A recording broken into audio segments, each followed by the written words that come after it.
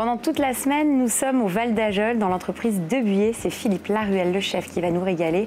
On s'occupe donc de la première recette de cette semaine, un amuse-bouche autour de la tomate, produit de saison. Et on va la farcir avec de la mozza et des petits morceaux d'olive.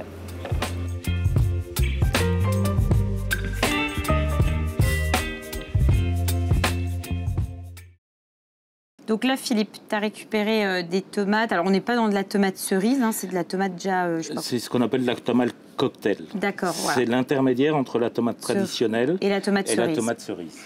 Donc, tu as coupé le chapeau. J'ai coupé le chapeau et surtout, j'ai coupé un tout petit peu le fond. Pour bien que ça tienne. Voilà, que ça tienne bien pas que ça roule. Voilà. Tu vas retirer finalement ce qu'il y a à l'intérieur. Voilà, les pépins de la tomate. Ouais. Donc voilà, simplement, hein, je les vide.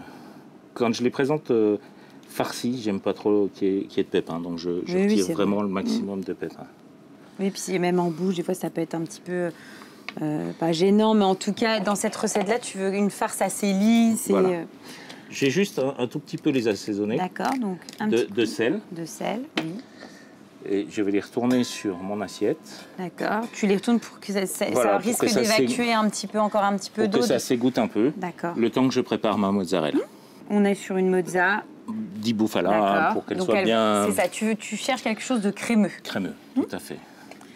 Alors, si on veut, on peut prendre de la burrata, mais je préfère la mozzarella, on aura plus de texture quand même. Donc là, grossièrement, simplement, à la fourchette, je viens d'écraser, simplement comme ça. Je vais lui ajouter un petit peu de...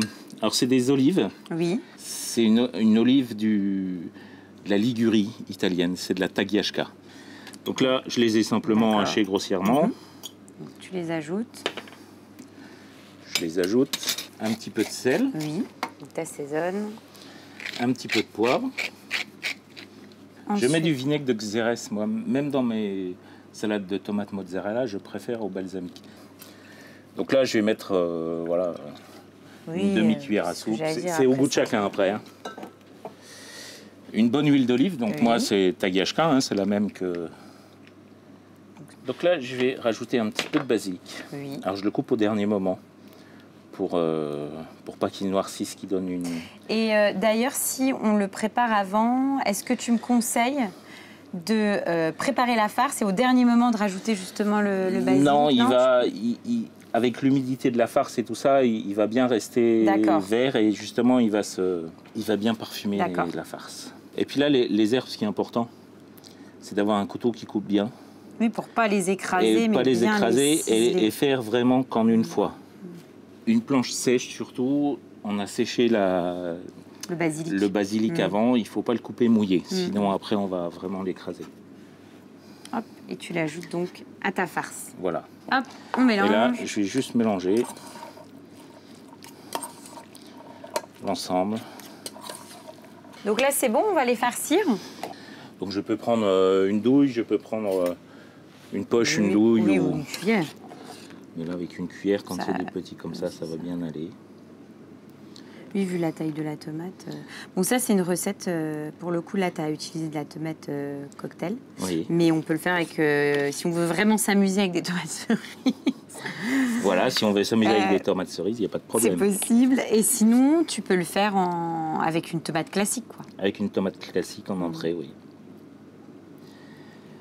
Et ça, c'est quelque chose qu'on peut vraiment faire la veille. Si on veut, ou le matin pour le soir. Et ça va bien se mélanger, ça va être bien frais. Tu me conseilles même à la limite de le préparer en avance? Ouais, au moins 2 heures avant, c'est toujours mieux. Super. Je viens remettre le petit chapeau. C'est beau comme tout. Donc simplement là, au milieu.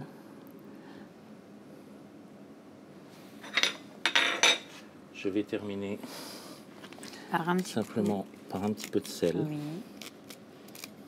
Un bon petit filet d'huile d'olive. Voilà, ça va légèrement assaisonner la salade. Oui, et puis en plus de ça, ça vient donner du peps. Et puis ça décore aussi ton assiette. Ça décore un peu l'assiette. Et voilà, donc on est sur une entrée fraîche de saison, puisque la saison de la tomate, c'est vraiment... c'est en ce moment. Fin août, septembre, voilà. Donc, Eh bien, on y va, on va la goûter.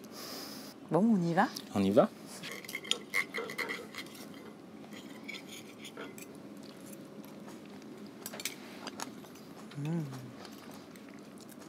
C'est top. C'est top.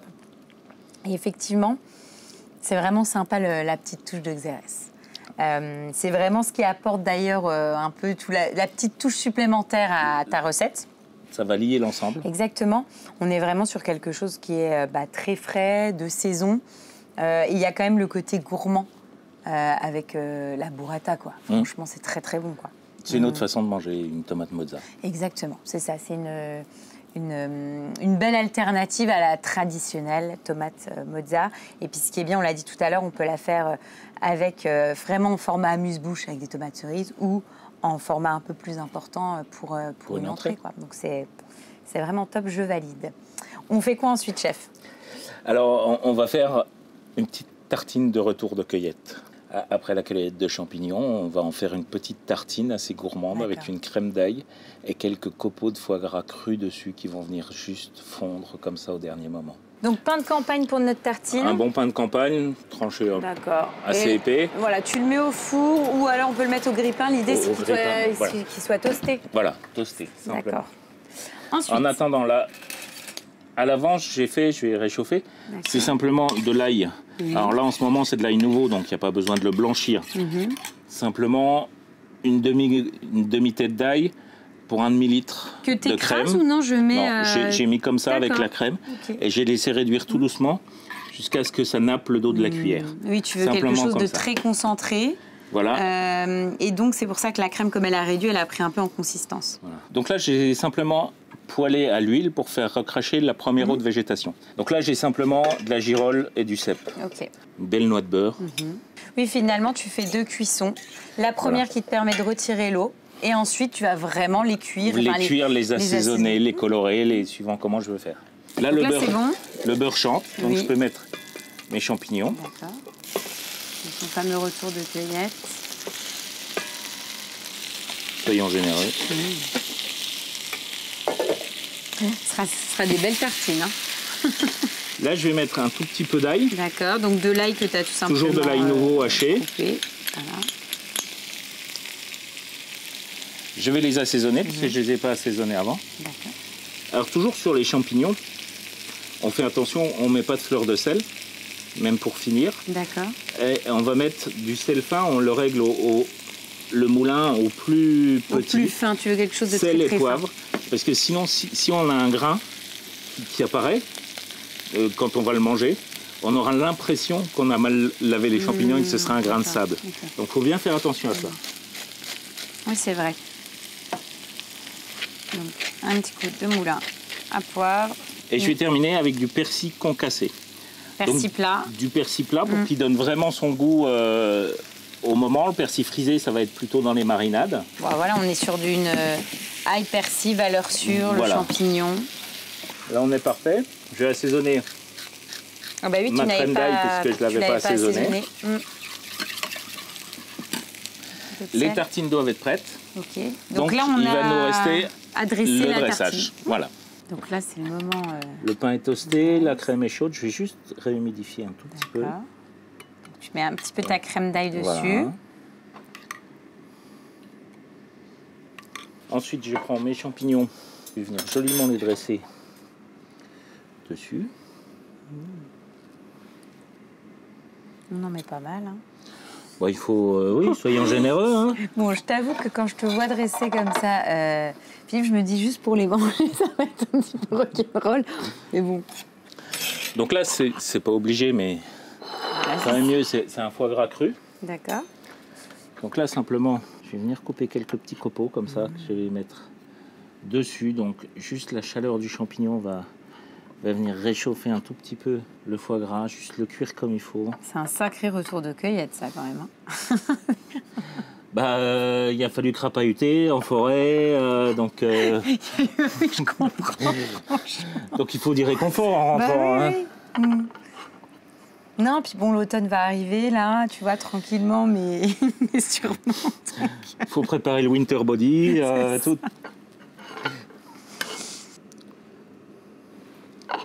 La petite touche de verdure. La petite touche de verdure. Je vais venir légèrement assaisonner mon foie gras quand même. Et ensuite, tu peux remettre des petites touches de crème d'ail. Voilà, une petite entrée bien sympathique. Eh bien, super, on va la goûter. Bon, on y va. On y va.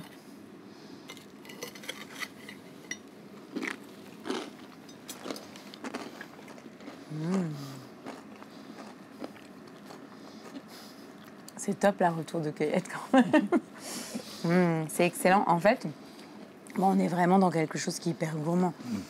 Les champignons, l'assaisonnement est bon. Le mariage avec la crème et puis le foie gras, j'avais peur que ça soit un petit peu riche. Mais en fait, je trouve que c'est vraiment top. C'est très, très bon. Et puis, ce qui est sympa, c'est que c'est une recette que tu peux décliner en fonction des champignons de saison. Tout à fait. Donc, que tu peux faire évoluer voilà, en Suivant fonction ta de la cueillette. saisonnalité. Donc, non, c'est top, quoi. C'est vraiment très, très bon. Et puis, on peut même l'adapter en version un petit peu mise en bouche, tu vois, c'est pareil. Sur des petites tartines, pareil, il n'y a pas de problème. C'est top.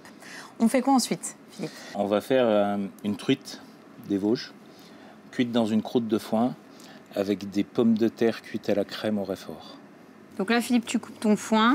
Oui, c'est simplement parce que ce sera plus facile à travailler après. Pour faire notre fameuse croûte qui va permettre finalement de cuire. C'est une technique de cuisson pour notre poisson. Voilà, notre une truite. cuisson à l'étouffée, sans matière grasse, avec beaucoup de saveur. D'accord. Donc là, tu as mis de la farine en dessous. Hein. De la farine du gros sel. Ah, d'accord. J'ai ajouté mon foin. Oui. Et là, je vais mettre petit à petit de l'eau. Ouais. Et tu vas mélanger le tout. Et je mélange le tout et pour faire une belle pâte. Alors là, on le fait avec du poisson, mais on peut très bien le faire avec du poulet, avec des cuisses de lapin. Et tu peux l'adapter. On va adapter le temps de cuisson simplement après. Mais la recette de base sera exactement la même. Donc là, tu mélanges. On est vraiment dans la texture d'une pâte à pain. Voilà. C'est le principe des pâtes mortes, des pâtes à lutter. Donc à chaque fois, Donc voilà, on la travaille, on ramène au centre pour humidifier le tout. Et là, on a... Ce que j'allais dire, on est pas mal. Hein. On a une belle texture de pâte, un tout petit peu plus collante, mais pas trop. Donc là, on va pouvoir l'étaler. D'accord. Tiens, je te donne ça pour pouvoir l'étaler. Voilà, on va faire un beau rectangle à peu près de 4-5 mm d'épaisseur. Donc là, je préétale avec la paume de la main. Et ensuite, hop, tiens, je te mets ça et hop. Alors, c'est une pâte qui va venir juste parfumer. Hein. D'accord. On va pas la manger après. Non, non. On n'est pas des lapins non plus. Oui, l'idée, c'est de toute façon, c'est d'utiliser finalement cette pâte-là comme assaisonnement de ta truite. Tout à fait. Je suis toujours surpris, d'ailleurs, j'avais déjà fait des recettes avec du foin. Notamment, je pense comme ça, une sauce pour accompagner une viande. Je suis toujours assez surprise du goût, enfin, tu sais, de la petite touche un peu sympa et atypique que ça donne, quoi. Voilà, là, on est bien. Donc ensuite, on va récupérer nos truites. Voilà. Donc, tu as levé les filets. J'ai levé les filets, on peut les mettre entières. On peut mettre carrément la truite en entière. La truite entière, oui. Alors là, je vais juste mettre un petit peu de poivre, puisque le sel, tu l'as dans la déjà pâte, mis, il va quand même un petit peu assaisonner notre poisson. Hein. D'accord, donc tu mets juste un petit coup de moulin à poivre. Hop. Là, je les mets, comme on dit, tête bêche, pour qu'il y ait une épaisseur identique partout. D'accord. Je les positionne donc au centre. Voilà, au centre. Et ensuite, je vais venir replier ma pâte. D'accord. Tu recoupes. Simplement, je recoupe. Et l'idée, c'est quoi? Là, il faut quand même bien fermer pour que ça puisse cuire à l'étouffée, on va dire ça comme ça. Tout à fait. Alors là, j'ai ma soudure. Ce qu'on appelle la soudure, c'est l'endroit où j'ai plié sur le dessus, pour l'instant. Et je vais le retourner sur ma plaque pour que la soudure soit en dessous. D'accord, pour pas que ça s'ouvre. Pour que déjà que ce soit joli au-dessus et que ça s'ouvre pas pendant la cuisson. Hop, tu la retournes. Et voilà. Donc là, on part pour 15-20 minutes à 220 pour notre truite. Donc pendant que la truite est en train de cuire, on va s'occuper donc de notre accompagnement. Voilà, notre garniture. Donc là, simplement, c'est de la crème liquide. Oui. Dans laquelle je vais rajouter du Réfort, donc au goût de chacun. Hein. Je rappelle que moi, à la base, je suis sur la montagne vosgienne, donc c'est ma moutarde. Hein. Je suis presque en Alsace déjà là-bas. Hein. Donc le Réfort au goût de chacun. Je vais allumée. D'accord, donc tu vas monter la crème en température. Et des petites pommes de terre que j'ai 3/4 cuites, épluchées cuites en robe des champs. D'accord. Épluchées à chaud. Et je vais venir les terminer dans la crème. La crème va réduire, va les enrober, va les parfumer avec le réfort. D'accord. Et là, pareil, je vais juste mettre un petit peu de poivre parce qu'on a besoin de force déjà avec le réfort. Le sel, on verra au dernier moment. Oui, en fonction, parce que ça va réduire et ça va napper un petit peu nos pommes de terre. Et là, ben, on va laisser laisse tranquillement. réduire. Voilà, ça va demander une petite dizaine de minutes. Donc ça y est, notre croûte et surtout notre truite est cuite normalement. Alors, ce qui est bien, c'est de l'ouvrir devant ses convives. Comme ça, ils ont l'odeur et ça fait un petit Oui, ça fait cérémonial. un petit effet original. Donc là, avec un couteau aussi, je vais casser la croûte. On est vraiment sur une croûte de pain. Voilà. Texture. Et tu quadrilles. Et hop. Waouh. Et là, on a toutes les odeurs de foin. Ça sent la de truite de et le foin. Ouais. Génial. C'est vraiment top. Hein. Voilà, donc on va terminer nos pommes de terre Ouais, et on va on dresser. réserve ça et puis on finit les pommes de terre, on dresse et on goûte. Voilà.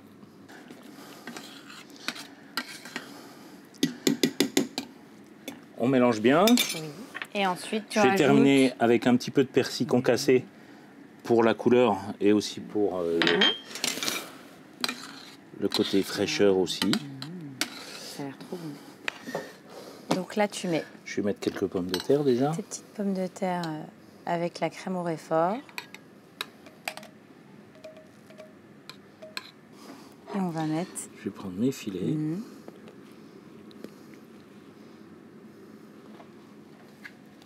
Hop là. Toi, en plus, ça colle pas sur la... Non, c'est vrai que on arrive facilement à récupérer notre truite. Bon, on va goûter. On va goûter. On va voir verdict sur cette fameuse truite cuite en croûte de foin. On a le foin, les odeurs, juste ce qu'il faut. Alors, moi, je suis toujours assez surprise quand on cuit des choses comme ça dans une croûte. Parce que c'est vraiment parfaitement dosé, je trouve. Tu sais, c'est pas le truc où tu te dis, voilà, non, là, ça sent vraiment trop le foin, ou bah non, j'arrive pas à le percevoir. Et c'est ça qui est très, très sympa. J'avais déjà été bluffée quand on avait cuit en croûte d'autres choses de cette proposition. Tu vois, tu le sens quand même, et c'est assez subtil, c'est très, très bon. Et pareil, la truite est bien cuite. Quand je dis bien cuite, elle est encore nacrée à cœur. Et ça, c'est quelque chose d'important quand on est amateur de poisson. C'est vraiment très bon. Et puis la petite sauce crème réfort qui apporte la petite touche de peps. Non, c'est top. C'est vraiment une belle recette qu'on peut faire à tout moment de l'année. Tout à fait. Donc, non, je valide. Merci. On fait quoi ensuite, Philippe? On va s'amuser sur la potée lorraine. D'accord. Et qu'on va travailler de façon un peu plus légère parce qu'il y a encore les chaleurs. Donc là, tu mets un petit peu de matière Voilà, grasse un tout petit dans peu ta d'huile. poêle. Et on va faire revenir donc Alors le d'abord lard. le lard. D'accord. Alors, on va le faire bien croustillant. Hein. Donc là, c'est tout ce qu'on peut retrouver finalement dans une potée. Voilà, tout à fait. Donc c'est quoi d'ailleurs? Lard, Lard, saucisse, saucisse. En général, tu as quand même un petit morceau de viande maigre. Là, j'ai pris du filet mignon. Ça peut être voilà, de la côte, de la côtelette. Des petits légumes. Oui. Donc, on a les navets, les oignons, les carottes, le chou, bien évidemment. Oui. Et puis, et puis les petits haricots. On a de la saucisse à cuire. Et on va dresser tout ça joliment dans un bocal. D'accord. Avec un petit peu de bouillon. Que tu as fait au préalable. Voilà, un bouillon de poule, un fond blanc. Et après, on va les réchauffer. Donc, on peut les faire à l'avance. Et on va les réchauffer à la vapeur. C'est une recette que tu peux préparer en amont. Donc, voilà, le lard, j'ai terminé de le griller. Mais en attendant, je vais y rajouter mon porc que je vais, pareil, faire griller un tout petit peu de chaque côté. Oui, l'idée, de toute façon, c'est vraiment d'apporter du goût à la viande. Tout à fait. À travers cette cuisson où on la saisit, quoi. Donc là, on a une belle caramélisation. Donc là, c'est bon. Le filet mignon, il est rosé. Il va terminer de cuire également. Là, je vais débarrasser et il va plus qu'à rester à dresser le tout dans les bocaux. Oui, en fait, à chaque fois, tu fais une espèce de pré-cuisson et de tes légumes et de ta viande, mais la cuisson va se terminer ensuite dans nos petits bocaux. Voilà, et comme ça, les saveurs vont pouvoir bien se mélanger. Il y a juste la saucisse que j'ai pré-cuit avant. D'accord. Petite saucisse dite de ménage. Voilà.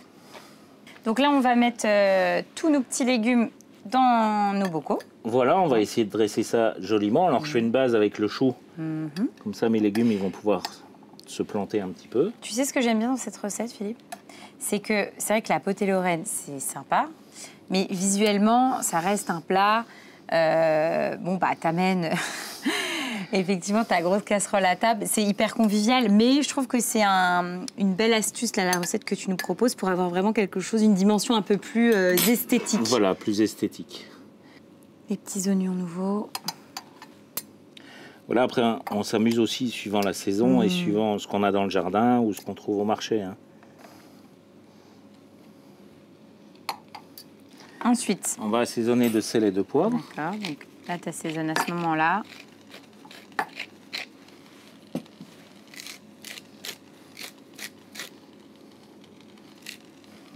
Ensuite, là, j'ai chauffé donc mon bouillon de poule, mon fond blanc. Je vais mettre une bonne louche arroser dans chaque. tout. Alors, j'ai mis l'assaisonnement avant. Comme ça, en mettant le bouillon, le sel va fondre tout de suite et va être réparti bien partout pareil. Ça peut être un bouillon de légumes. Hein. Oui. Voilà. Et ça, c'est quelque chose que je peux préparer d'avance, bien évidemment. Je peux les garder au réfrigérateur. D'accord. Donc là, pour la cuisson, soit on a un four vapeur, soit on peut un cuit vapeur qu'on vient mettre au-dessus, ou alors si on en fait plus, on peut prendre une plaque à rôtir, de l'eau, mais là on va faire attention, au fond, soit on va mettre un torchon ou simplement un papier sulfurisé un petit peu percé, pour éviter, parce qu'il ne faut pas que ça boue, faut que ce soit à peu près à 80 degrés. C'est une remise en température. Hein, c'est une remise en température. Donc si ça bout, les bocaux ils peuvent se choquer et éventuellement se casser. Donc là, simplement, je viens mettre mon cuit vapeur ou une couscoussière. Hein. Ça fonctionne aussi. Hop. Là, hop. On les met dedans. Je viens les mettre. Et là, on laisse. Tu vas les laisser combien de temps à peu près là?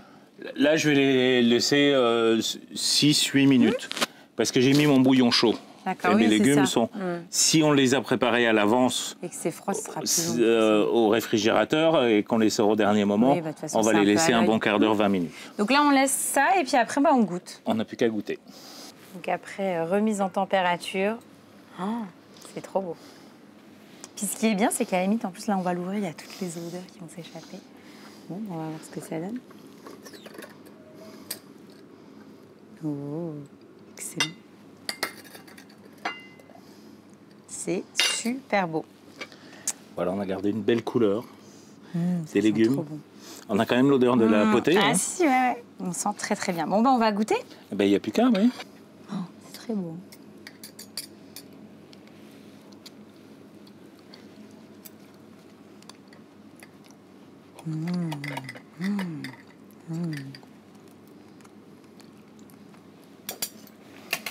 C'est vraiment très très bon.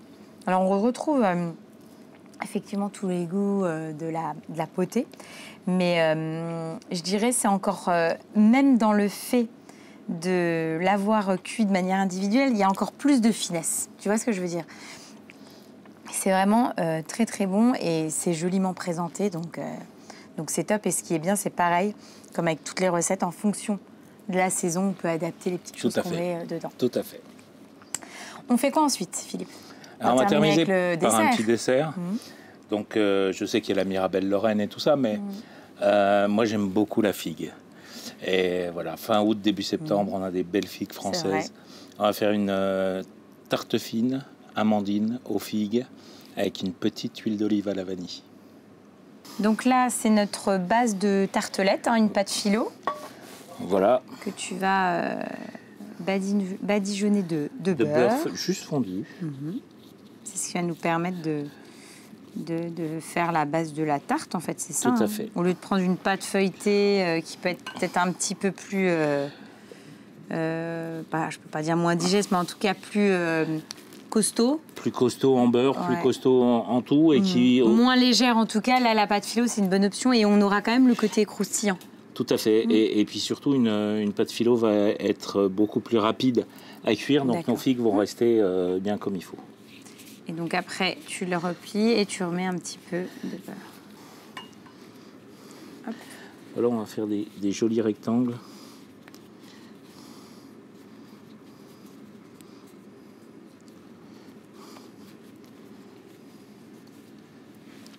Donc ensuite, on a préparé Ensuite, j'ai fait une crème d'amande. Oui. Donc je vais venir mettre... Il y a quoi dans ta crème d'amande? C'est une crème d'amande traditionnelle. C'est un temps pour temps. Beurre, sucre, amande. D'accord. Œuf. Et ensuite, donc là, des belles figues. Ouais. Je vais les couper en 4. Et après, on va les poser dessus. Alors, on pourrait faire aussi avec des abricots, ou même, si on veut, avec des mirabelles, ça irait très bien aussi. Après, c'est vrai que c'est aussi la saison de la figue. Tu veux que je t'aide? Voilà, tu les coupes, enfin tu les mets comme ça. Voilà, un petit peu en quinconce, comme ça. J'ai préchauffé mon four à 200 degrés et on va les glisser dedans. Enfin, on va les mettre à cuire à peu près 8 minutes. D'accord. Donc c'est parti, tiens, je trouve ça. Donc 8 minutes. Pendant ce temps, qu'est-ce qu'on fait? Alors, j'ai fait avec des figues, celles qui sont pas très belles. Je les ai mixées avec un petit peu d'huile d'olive à la vanille. D'accord. Alors, l'huile d'olive à la vanille. Qui est là? Je prends donc toujours mon huile d'olive à base de Tagiashka. C'est une huile qui est très fruitée, très, très ronde, pas trop agressive, dans laquelle je suis venu couper des gousses de vanille, donc à peu près 2 gousses pour 1 demi-litre. D'accord. Je les ai coupées en 4, j'ai retiré les grains et j'ai laissé macérer ça à température ambiante. Je n'ai pas fait chauffer ni... À température ambiante. Pendant combien de temps? Enfin, alors, au minimum 15 jours. Après, ça peut rester au bout d'un mois, 2 mois. On a vraiment ça se garde. Ça se garde, il n'y a aucun souci. Et là, on a quelque chose qui est très particulier, très... Voilà, ça sent l'olive très fruitée. Mais avec les petites touches, on sent bien la vanille.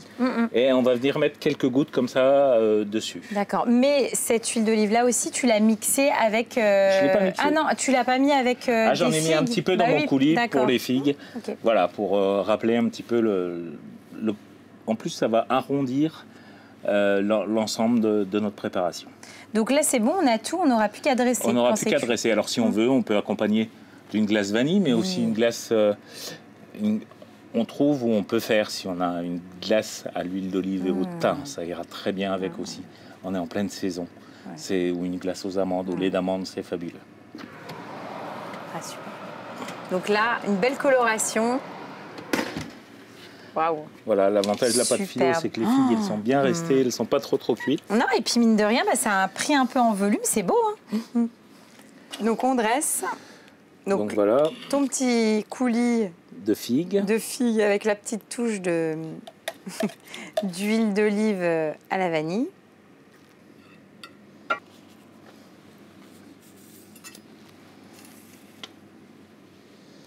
On va la servir tiède. D'accord. Ouais, tu vas remettre une petite touche de... Une petite touche d'huile d'olive, comme ça sur la tarte, un petit peu sur l'assiette. Tu rajoutes des petites figues voilà, j'aime toujours fraîches. Avoir le côté brut, voilà, cru, pour rappeler l'ensemble. Voilà, tout simplement comme super. ça. Eh ben, on va goûter. Bon, on y va, on goûte. On goûte. Ça fait du bruit, c'est croustillant.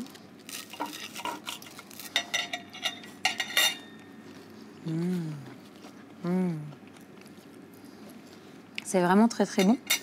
Et tu as justement dosé, tu sais, la quantité de sucre dans ta crème, parce que, mine de rien, la figue, c'est un produit quand même qui est très sucré. Voilà, et en plus, quand on la cuit, il recrache du sucre. Et c'est parfait, j'avais peur que ça soit trop sucré, tu vois, et c'est vraiment top. Donc, non, c'est bon.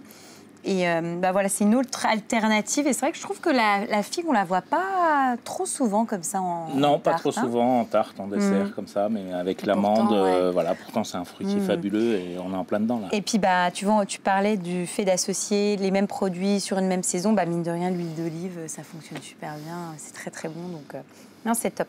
Vraiment très sympa.